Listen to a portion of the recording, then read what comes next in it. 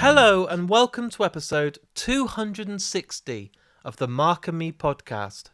As always, I'm your host Mark. Now joining me on today's episode is a huge guest for me.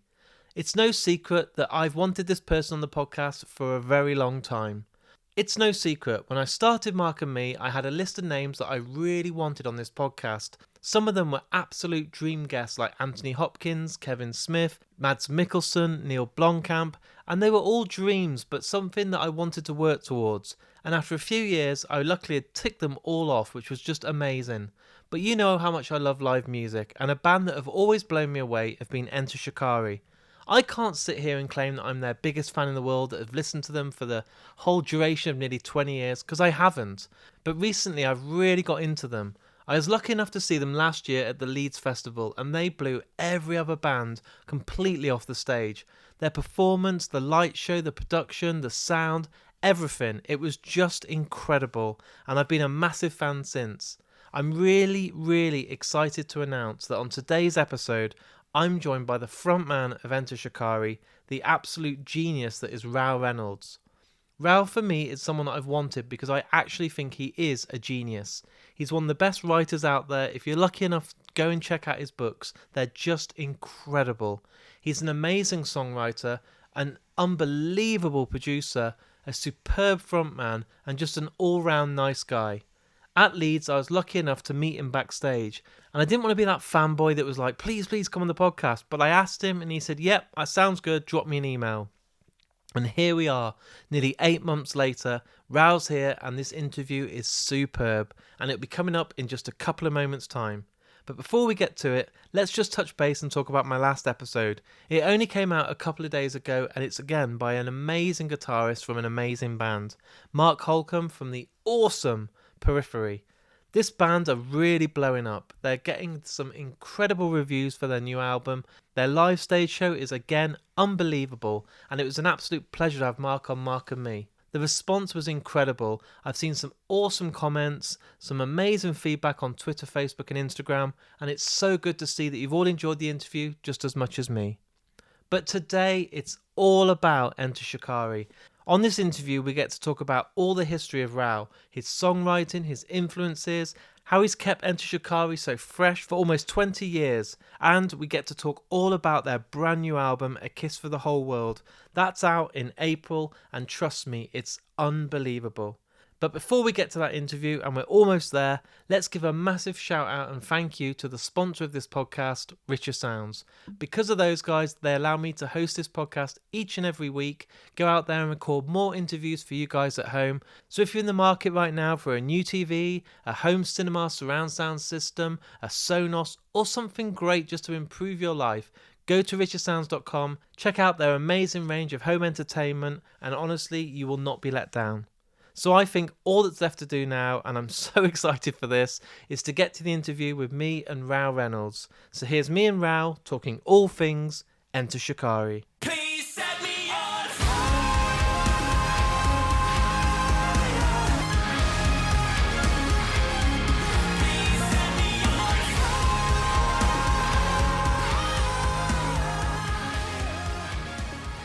So Rou, thanks for joining me today on the Mark and Me podcast. Pleasure. Thank you for having me. What I like to do for all the guests that come on is take it right back to the very start and tell me about those first albums that you may have bought, maybe with your pocket money as a kid, that made you fall in love with music. Oh, God. Well, I was introduced to all sorts of music quite young. I had like various influences in my family, and no one played instruments in my family, but everyone loved music. So my dad was a DJ, primarily in like Motown and Northern Soul and stuff. So it kind of embedded melody into me from an early age. My nan was really into like big band jazz, so like used to love watching like Glenn Miller and Louis Armstrong and stuff like that. And then my uncle got me into dance music when I was like 11. I think he handed me Music for a Jilted Generation. Oh, nice. When I was like 11, I was just like, what is this? And so that I think that was probably one of the first albums I then bought would have been in the next one, which would have been, was that Fat of the Land? I think it was Fat of the Land. And other than that, it would have been a load of Britpop stuff. So when I was sort of 11, 12, 13, I was like really getting into Oasis and Blur. I was one of the rare people that just loved both. You were and the one. You were the one person, was it? yeah, I yeah, always heard about this yeah. one person. Yeah. Yeah, so I had all sorts going on, but yeah, I think first albums would have been one of those. I actually tell a lie. I do actually remember buying uh what was the first Spice Girls album? Was it just called Spice I Girls? think it might just been called Spice Girls, maybe. Yeah. I remember buying that on tape when I was like 9 or something at a service station. Wow. See, mine's not cool. When people ask me, I have to like try and lie and say, "Oh yeah, it was Green Day," but it was something like Jive Bunny. How bad is that?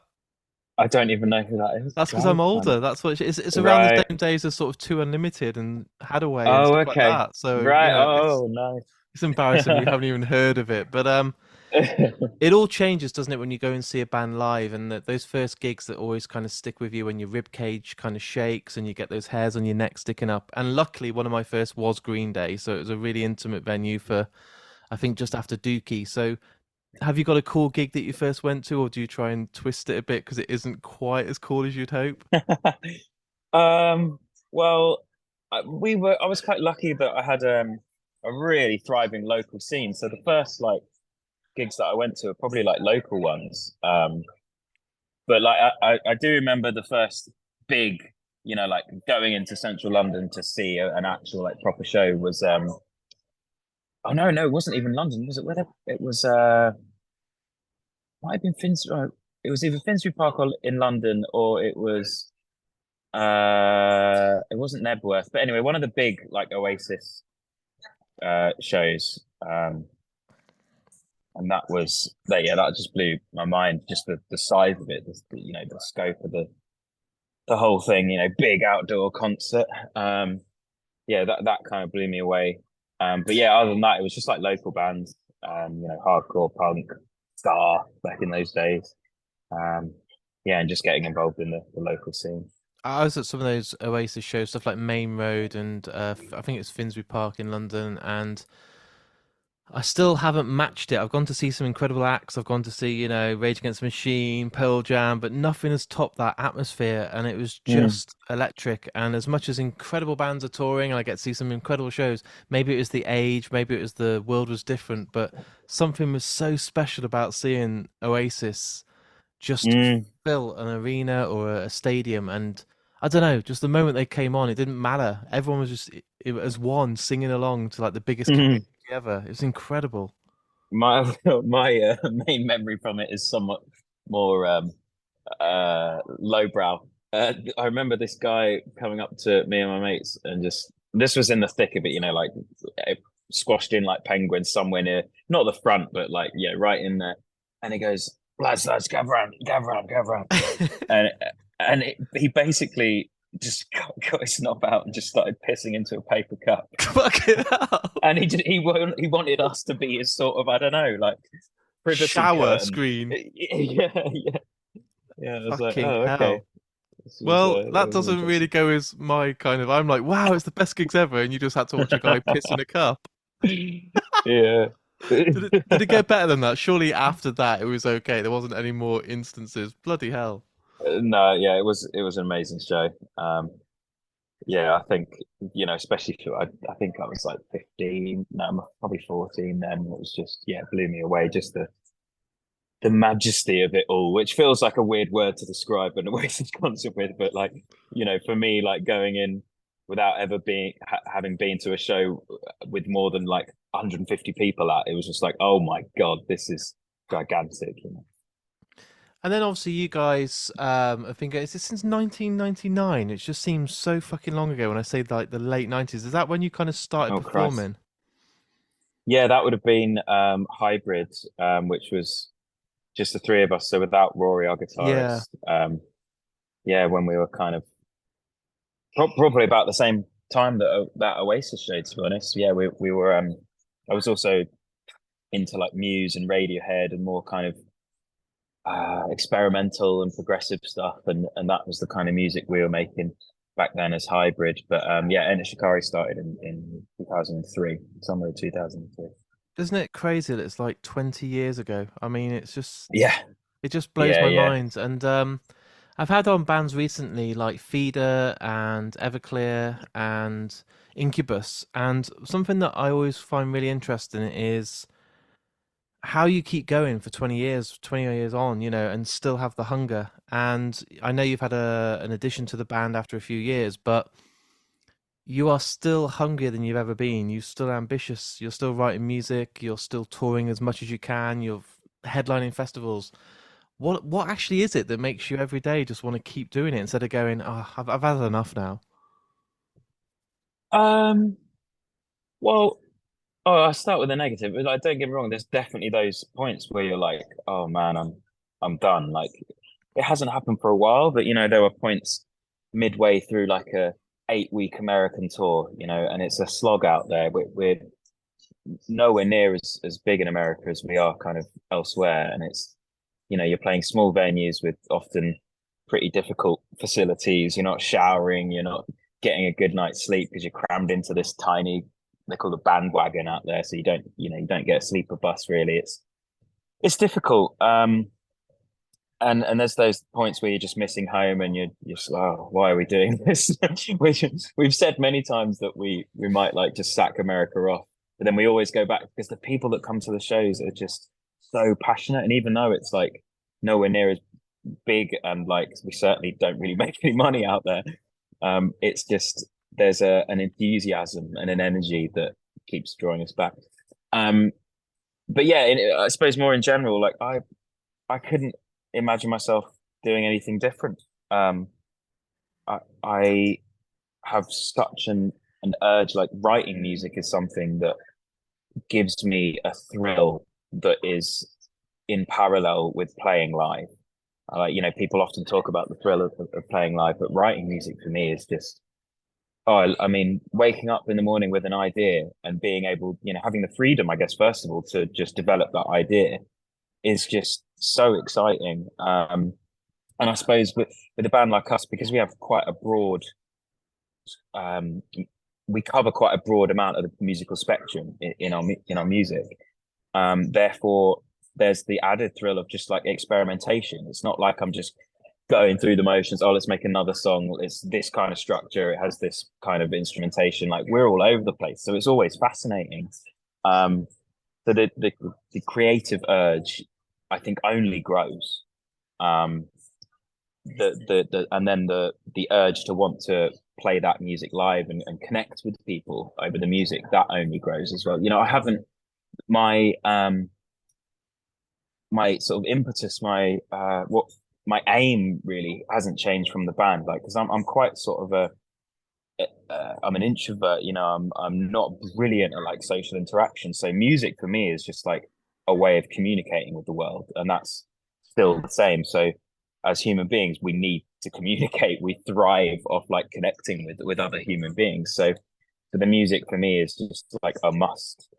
There's no point where I've ever been like, oh, I'm thinking about actually finishing this and going off to be a gardener or something. I don't know what I'd do outside of the band. Probably something outdoorsy, hopefully. But yeah, no, You said then it's the yeah. word introvert, and I've only met you once, but is it kind of difficult because you a bit more want to keep yourself to yourself? You don't want to be, you find probably social interaction quite difficult at times around loads of people.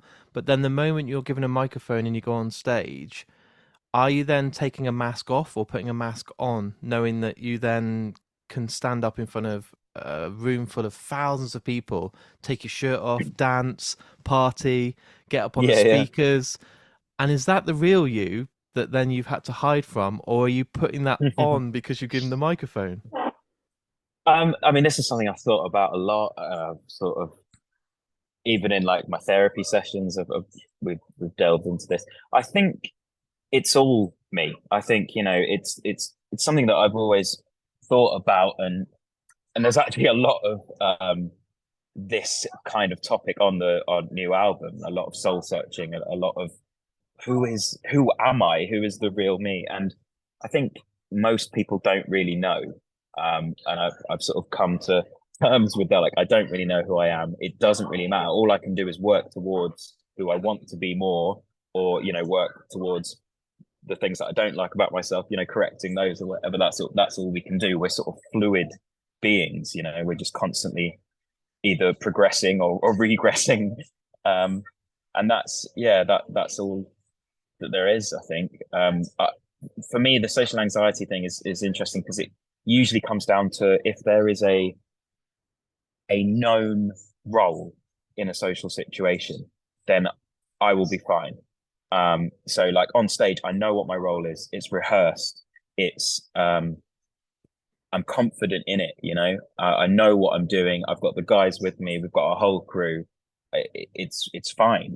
That's not to say that I still don't get like a bit nervous every now and then, especially if there's a big show or somewhere we haven't played before or something.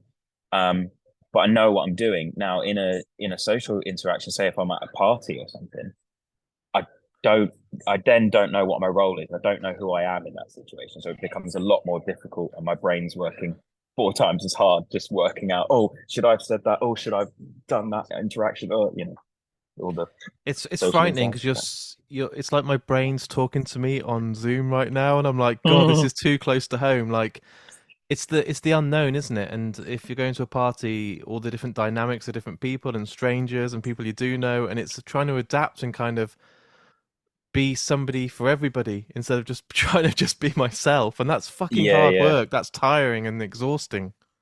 Yes, yeah. I mean, I do a lot of personality mirroring, which to some degree, I think is really good. Enables you to connect with people quickly. But and then at some points, it reinforces this idea that I'm as a person, I'm so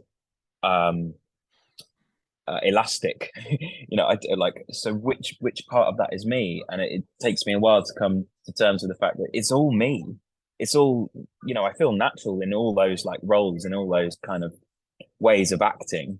But it's just hard to kind of decipher. Well, I find it hard to decipher which bit of me I should be like portraying right now or whatever.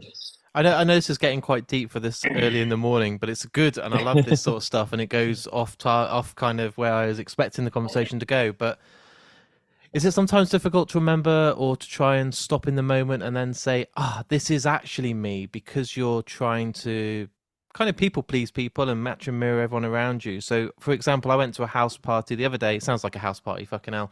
My next door neighbours have recently moved in. They're 15, 20 years older than me, but me and my wife went round, had wine, sat, and I wasn't me. I wasn't just sitting there talking about what I do as podcasting and the films I love, and I kind of had to play the game of I'm a proper adult today and I'm quite sophisticated and I want to drink this wine and have this vol au vent and all this sort of stuff. But really, when I got home, I was like, God, I'm tired, because I was kind of an actor for 3.5 hours at someone else's house. But Yeah, then why didn't I just go to the party and be me and be like, well, I'm Mark and this is what I do, and I might be a yeah, lot younger and a bit more immature and not responsible as you guys and have a life in place like you, but I felt like it wasn't good enough. yeah. I think we all try. I mean, it's almost like going back into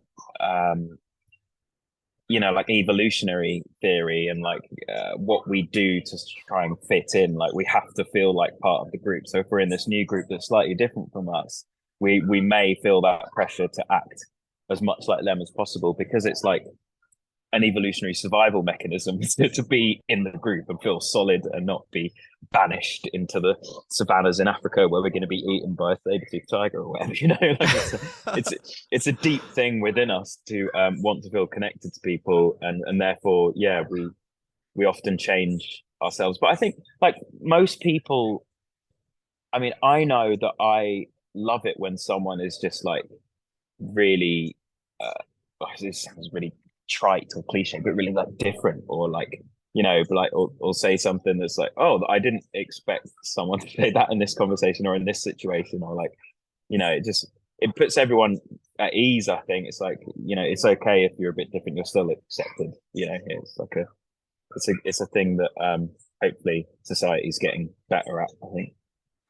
And you just mentioned then, obviously, some of these topics are discussed in your new album. It's not out yet. We've still got nearly a month to go, but A Kiss for the Whole World is It's exciting for me because I've seen your band evolve, and I love bands like Radiohead, Thrice, bands that don't sound like the same band on each album. So you go and see the band get like Paramore recently. I've just listened to their new album, and that is nothing like the early stuff. They've Oh yeah. explored with harmonies and synths, and Taylor's guitar work is unbelievable, and you can just see how they've evolved, and I love that. And people are like, "Oh, but they're not fucking the same screaming band they used to be," and I'm like, "Good."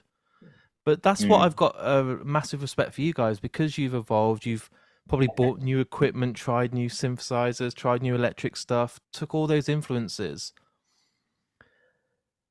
The three singles so far, even though they're all Enter Shikari and they're all written by you, they all are very different.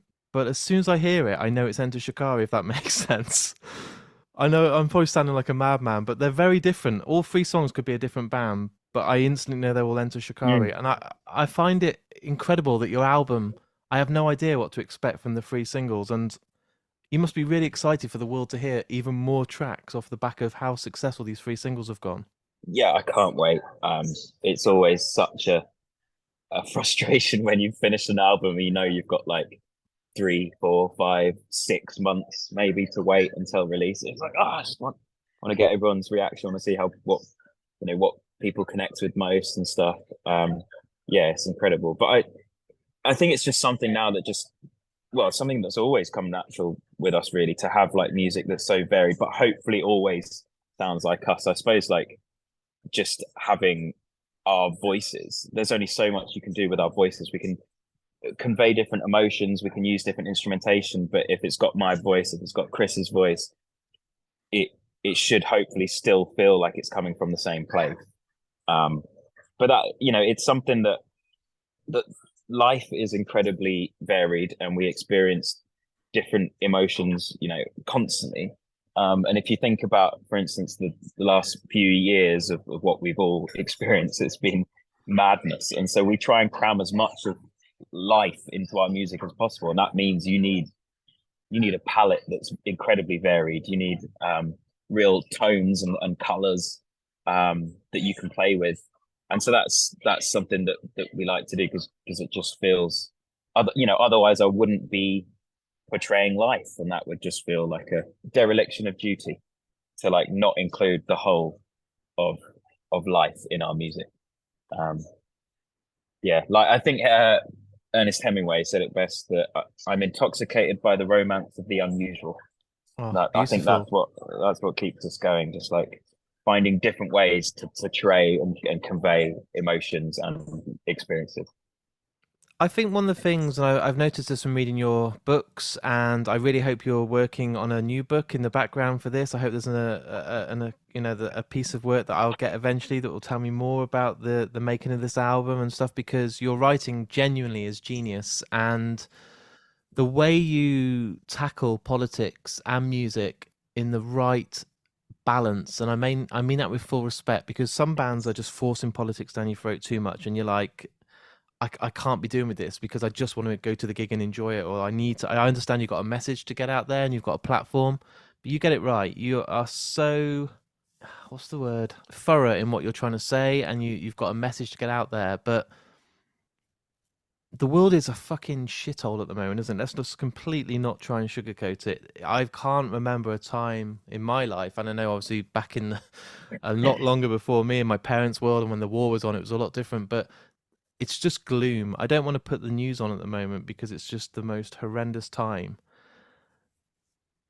But you seem to try and always have a positive output and try and, even though it's everything's crumbling, you're still the voice. You're still getting out there and saying we can make a better world. Yeah, I think in order to be like um an active human being in the world, you have to have hope.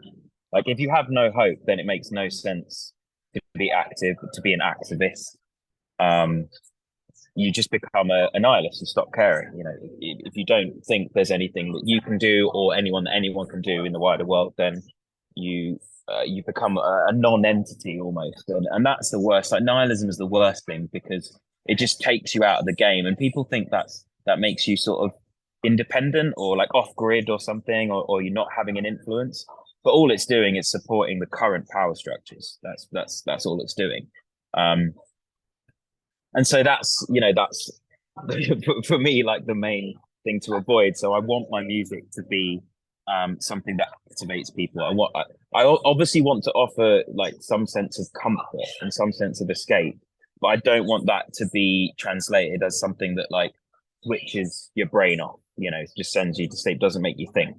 I want it to like to urge thought, really. And that's kind of the most important thing. So I'll never like just be positive for positive sake. Hopefully, I'm not really like an optimist. But I just try and be realistic, but then also say that if we don't have hope, then we don't have anything. We may as well just all become nihilistic, narcissistic, neoliberal arseholes like everyone in power at the moment. So yeah, it's as you say, it's grim at the moment, very much so. But there's always the front cover of the album, that is basically what that is. It's the background is a forest fire, the landscape's being decimated, which kind of feels like the direction we're going in. But there's always life. Life will always find a way, and the fire lily is just one of the most crazy metaphors from nature. We have a forest fire in where are they from? They're native in South Africa, I think it is. And after a fire, there's something to do with the nutrients in the soil after a fire that then spurs these flowers to grow straight away. And so even in a desolate landscape, you get these little pockets of like essentially hope. And I feel like that is, it may seem somewhat like over romantic, but I feel like that is often what life is like. You can feel like you're in a one-way tunnel to Shitsville, but like there's always something that we can do. There's always a way we can band together and work towards a better world. I think it's beautiful. I don't think it's too romantic, and I think it's hope. And like you said, even the title, "A Kiss for the Whole World," it's what the world needs right now. A hug, a cuddle, some affection, some positivity. That doesn't sound as good as a kiss for the whole world, but it's hope, and a glimmer of hope right now is something. And I love that image, and I can't wait to have it as a print, just because it's just beautiful. Yes, so we worked with Polygon, who's an artist, director, creative, that we've worked with a few times in the past. He did the Stop the Clocks video, Dreamers Hotel video, Great Unknown, and just worked with him on this front cover, and he absolutely smashed it. Yeah, we love him. Just mention there as well, directing your music videos. I can see how hands-on you are, and you get involved, and you're actually directing them, which is amazing. And they look superb. The lighting, the color, everything about it. You can see you've definitely got an eye for it. And what I love is when bands get involved in music videos and the production and everything. Are you now involved enough that you want to then eventually take maybe the career or a side path to movie making or short films? Because you seem like someone that's got a number of ideas, and your music videos already just look unreal. Thank you. Music videos has been something that I've like struggled with forever. Like I would say that 90% of our music videos I've not been happy with. But they're always such a rush. There's such a, you're sort of compromising with the director. There's usually like a sort of battle of visions, and it never comes out right, really. And so I thought for this one, because we had the time, that I'd try and direct them all. So all 4 singles I've directed, and we've recorded them all now. So I'm happy that that's off my plate. We're currently editing them, but the last 2. And I don't know. I enjoyed it so much. It was a lot of work. I'm not sure how sustainable it would be if I were to do more stuff like that. But I really enjoyed it. It was just great to be able to like bring a sense of detail to the videos. You know, they're like there's a lot to portray in the lyrics, and I feel like you can, especially with It Hurts, you know, it's this crazy dreamscape with all these kind of elements that, you know, would never be thought about if we just handed it over to another director. Yeah, it just enables to visualize the music in a way that is just really satisfying for us, I think. You should do it. I want to see a short film from you one day. When you have a couple of years off, or you're like, look, I'm Yeah, burnt out. I can't do any more hotels. I don't want to go and have to shower in America. I just want to sit down and make a short film. Do it because you've got the vision. You can do this. I fully believe that one day I'll see it. Or you'll end up doing lots of music videos for other bands. yeah. Yeah. I mean, I don't know if it. I don't know if I'm. A, yeah, I don't know. I don't know. It's not That something would I've be really that thought would be a about, but different mask for that day. You'd have to try and be a completely different person as a film director. yeah, yeah. So I mean, directing like the rest of the band, and then like it hurts was pretty much made up. All the extras and actors were our mates, so it was like kind of easy, and it was a really fun, if not stressful day. But yeah, so it'd be very different, I guess, if it was an actual short film or something. I'm not sure how I'd cope, but I'd give it a go. Are you really excited right now? Because I think I said this to 100 Reasons only a couple of weeks ago, but I think the music scene right now is completely electric and alive again. And I know we've had to come through lockdown for 2 years and no gigs, but every week now there's the best bands touring, especially in Britain. I think with 100 Reasons, Headers for Heroes celebrating 20 years, them selling out and doing these amazing shows. Don Broco about to go on an arena tour. You guys are headlining Slam Dunk. It just feels like I'm like an old man, but I can't remember the time that it's felt this incredible. Bands like Sleep Token, just unbelievable. And I've never been so excited about the British music scene. It is definitely feels like it's thriving. It's like, yeah, like the last, well, I suppose, yeah, just since like lockdown and the pandemic and everything, yeah, it really seems to have taken a step up. It's like somewhat juxtaposed by the difficulties that like venues are having. Especially with the increasing energy prices and everything. We're seeing. I was speaking to Mark David the other day, who's the head of Music Venues Trust, and I think it's like one music venue a week is currently either closing down or like going into can't remember the terminology, but they're like really struggling basically, Yeah. and then needing financial support and everything. And so it's like a very tough landscape, I think, in that sense. There's like, I think there's 10, it's either 5 or 10 new arenas that are currently being either proposed or built in the UK. And there's all this like money that's going into them from various funding places. But like at the same time, the smaller venues that, are going to produce and help the new artists that will eventually fill these big arenas are just being left, to sort of fend for themselves in this economic environment, which is really, really difficult. So that really sucks. But yeah, I think the positive thing is, as you say, is the amount of music. Like even just like the support acts that we've got on these legs of this UK tour are just brilliant. Like last night was the first show of the second leg as everything unfolds, and Cody Frost, and they both absolutely smashed it. It felt like a really strong bill and just a really great night. I love what you did with that as well, announcing these shows, and instead of like everyone being annoyed that they couldn't get tickets, you kind of did 3 whole rounds in the same venue. Maybe I'm just being ignorant, but I've not seen a band do that. I've not seen the fact that you could go and see you guys in Wolverhampton in February, March, and April. Which one works out best. And I'm sure some of your fans, because they're so hardcore, have got tickets for all 3 rounds, and you'll keep seeing the same faces every night. But that's awesome that people kind of get that opportunity to see you in a smaller, intimate venue instead of the big festivals. And I think you said earlier that you're kind of changing the set list up each night as well. for each time you go around Yeah. in these venues. Like that must be amazing. Yeah, it's brilliant. It was kind of a weird idea when we first brought it up, and we're like, okay, that'll be interesting. It's different at least. Um, but yeah, it's even just going back to Manchester yesterday, back into the venue. It was just like it almost felt quite homely. It's like, oh, here we are again. Back in this dressing room, in this area of the city, and it just feels it's quite nice. But yeah, the shows.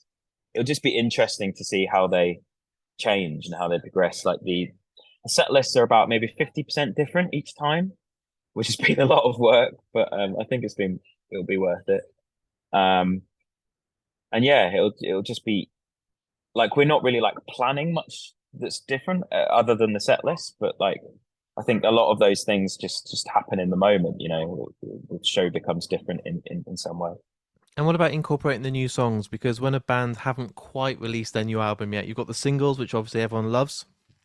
They're fresh, so for you guys to go on stage and perform new music keeps it exciting. When I go and see bands like Biffy Clyro, I think, God, how many times do they need to play stuff like 57 and still smile and like look like they're enjoying it? But with you guys now on the verge of releasing a new album, at least you can play new music and try stuff and see how the crowds react. Are you trying to get a nice blend of the singles, obviously, that people have just heard, but then a couple of new tracks as well to see how they go down? Always, yeah. We've, I mean, like we certainly feel a bit tired of playing songs from our first album and second album. Obviously, like we've played them night in, night out for years. But like luckily what we've done, for instance, Sorry Not a Winner, we've got Pendulum did the remix that I performed with them at Reading, and then we've taken that remix and kind of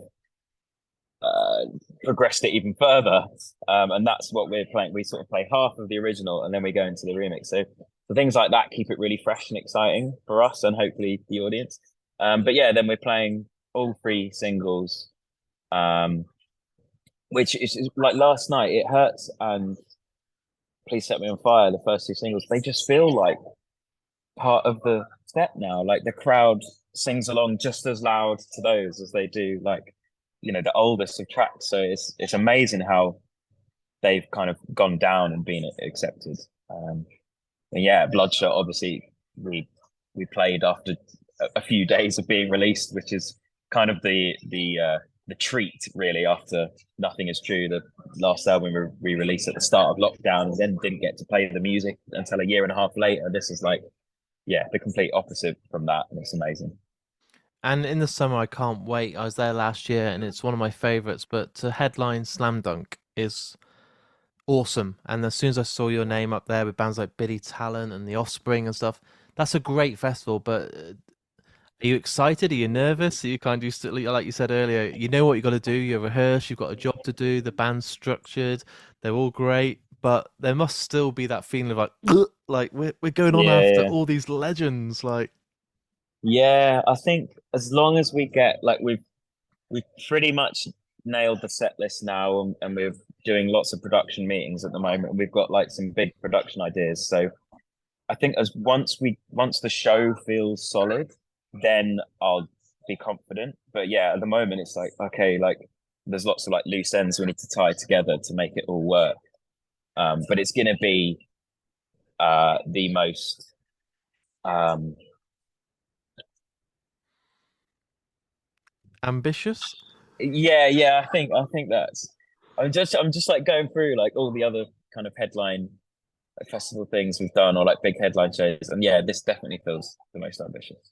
I saw you guys at the Download Pilot, which felt like the best kind of release for anything because we'd all been trapped and Mm, locked away.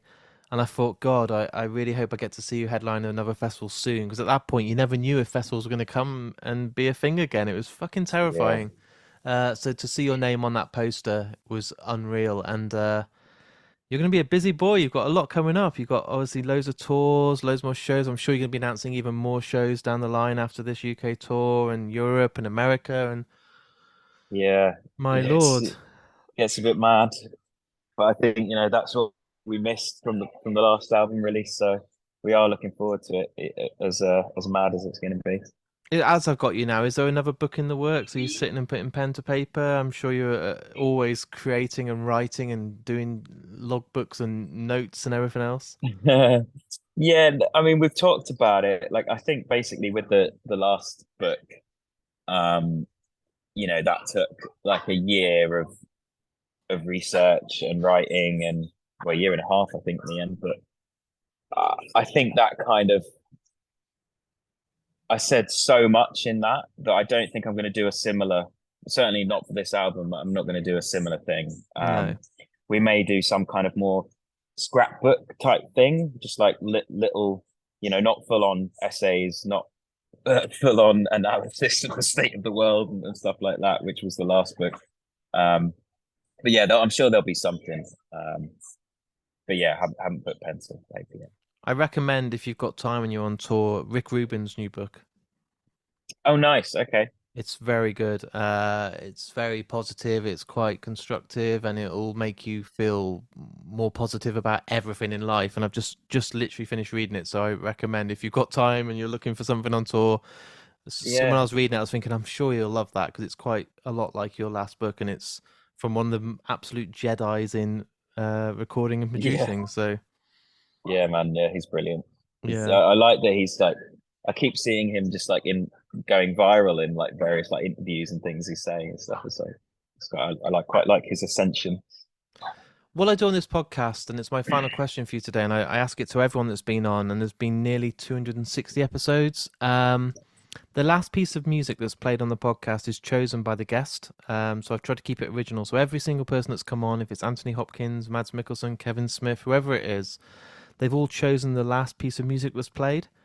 But I don't give you too long to think about it. And I find people in bands struggle because you've probably got 150 favorite songs and you're trying to get down to 10 and 5. But what's a song that you love that when I asked the question came to your heart and your kind of head before anything else that you love and has a meaning to you that would be, after this is all edited and wrapped up and out there for the world to listen to, is that final song that's played on today's episode? Christ. I'll edit it as well, so it doesn't sound like you've been thinking for hours. I had Riley from Thrice. I'm not taking the piss. He took 15 minutes to decide. He got his Spotify out. He was looking at his most played. God. Then he looked at his phone, and I was like, "Fucking hell! I'm gonna have to make this a lot shorter." And he was like, when I pasted it and put it back, it was like he instantly thought of it. But my God, I think it would have to be Gloria Gaynor, Tainted Love. It's one of the most. I think it's a song that's been like with me just forever. Like I remember listening to it when I was a kid in my in our basement when we lived in Scotland, where all my dad's records were going through all his Motown collection, and like ever since, I've kind of ripped it off in various ways. But in our music, it'll be like a song that maybe plays us out when we come off stage or in our warm up. It's just it's always been there. It's just such an energizing, beautiful track. so you don't get sued. You played homage to it. You never ripped it off. You played homage to this classic song. Yeah. We referenced it. Yes, that's what they all say in pop world. Oh yeah, we referenced it. Yeah, beautiful. I told you at the start today that it didn't make the recording, but I truly mean this. When I started podcasting, I had a list of names, and I was like, Kevin Smith. I thought, God, he's one of my favorite film directors. And growing up at college, I loved all his early work. And I had like some of the people from the TV series Spaced. Yeah, Shaun the Dead, stuff like that. I've had people in my life that I've really wanted, and you were on my list of top 10 at the start. And I think everything happens for a reason, and some things take longer than others. But 5 years later, we're sat here now, and it's happened. And I just want to say to you, thank you, because I know how busy you are. Your life's absolutely manic at the moment, especially right now. But you giving me just an hour of your time means hell of a lot to me. So I just hope you know and appreciate just how much it means. Mate, thank you. No, that's amazing. It's been my absolute pleasure. Thank you for your support. Thank you for having me. And, I'm sure we'll get to hang out at some point. I in will. person, probably. Yes, truly, thank you for coming on. It means a lot, and I can't wait. And I did a Q&A in London, and I had my little dog with me, and Denzel Curry was like, "Oh, get the dog away." And I know it sounds fucking ridiculous, but my wife will always remember that now. But she always says like, Enter Shikari, they loved Florence. And it was like, yeah, we got photos of you and the whole band with Florence. And that goes a long way. So Florence really appreciates it. Oh, mate, no, I love. Yeah, I love dogs. So I love Florence. Hope we get to meet again. Thank you, brother. Cheers for having me. Every time we fall, with your worth doesn't change at all. Doesn't change. So there it is. There's my interview with me and the amazing Rou Reynolds from the awesome Enter Shikari. This interview for me has been in the making for almost 5 years, but as you know with Mark and me, the best guests are always worth waiting for, and Rou never let me down. We talked heavily on this interview about their brand new album. It's out on April the 21st. It's called A Kiss for the Whole World, and you need to check it out. If you've heard the 3 singles so far, you'll have a really good idea and flavour of what's coming, and I think it's going to be the album of the year, and I can't wait to see the band live in just a few weeks' time. I think as we're sitting here right now, there may be a few tickets left. They've done this amazing idea for a tour where they've done some intimate, smaller venues, and they've done it in the rounds 3 times. So I think it's February, March, and April. So if you do want to go and see them live, I urge you just to go on entershikari.com now and try and get yourself a ticket, because their live show is something that just needs to be seen. If you've really enjoyed today's episode, please share it. All the links, I've made it really simple for you, are on markandme.com. There's links there to Facebook, Twitter, and Instagram. If you've really enjoyed today's episode, why not just retweet it? If you've been on Facebook, hit that like button or share button. Or if you're on Instagram, just like it, because it helps the algorithm and gets more people to see it. I'll never know how that works on Instagram, but hey, the more likes I'm sure gets more people seeing it. Also, if you've really enjoyed today's episode, I do have a Patreon account. This helps me with the everyday running of the podcast, and I rely on this to keep this podcast going and to host it on sites like Amazon Music, Apple Podcasts, and Spotify. I need as much support as I can get, and the link is on markandme.com. And in return for your generosity, I always make sure that you'll get a badge, some stickers, some exclusive cards, so many more prizes, and lots of opportunities to win some cool stuff. But not only that, I have exclusive episodes that are just for people on my Patreon called The Lost Tapes. Each and every month via Patreon, you will get access to one interview that no one else will hear, only people on Patreon. So if you want to hear some really cool, rare interviews, sign up now on markandme.com. I want to say a massive thank you right now to Rou for this interview. It means so much. And I want to dedicate this episode to 2 of my very close friends. Martin Street, who I think might be the biggest Enter Shikari fan in the world. I know that's up for debate, but honestly, he is obsessed. And also my great friend, Todd Murgatroyd. He'll be listening right now. I know how excited he's been for this podcast coming out. So the 2 of you, I can't thank you enough for all the support you give me as a friend and as a fan of the podcast. And I really hope this interview has made you proud. I'll be back in only a few days' time with another brand new episode. So until then, look after yourself, listen to Enter Shikari, take care, and I'll see you all very soon.